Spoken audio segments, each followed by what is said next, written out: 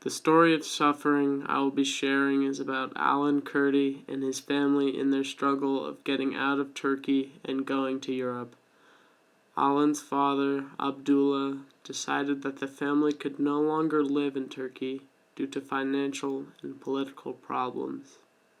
Therefore, they hired smugglers in order to get them out of Turkey. The family was going to make a voyage from Turkey to Greece in order to find a better life. But a few minutes into the journey, the raft they were on flipped. Abdullah lost his family. This image of Alan's body washed up on a beach in Turkey led to an outpouring of concern for Syrian refugees. Since then, at least 100 more children have drowned in the Mediterranean Sea. Abdullah, after burying his family, was summoned to Erbil by the powerful Barzani clan. He had to resolve to use the spotlight on his grief to aid other Syrians. And he did. He delivered aid to several refugee camps. This story of suffering moves me because it challenges me to think about my God and how he could let this happen. My image of God is one of compassion. Therefore, when I see suffering like this today, I just cannot make sense of it.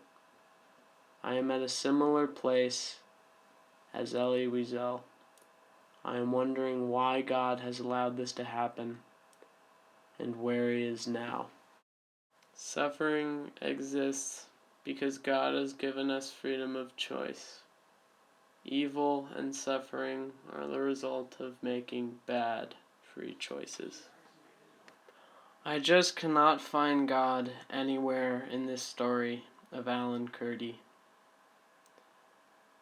I can relate to many things we've studied over the unit, such as Faith and Doubt, Ground Zero, the Book of Job, or the Lament Psalms. But I feel that I can most relate to Elie Wiesel. A passage from Night that really matches with how I feel is on page 65. Behind me, I heard the same man asking, "For God's sake, where is God?" And from within me, I heard a voice answer, "Where he is, this is where, hanging here from this gallows." That night, the soup tasted of corpses.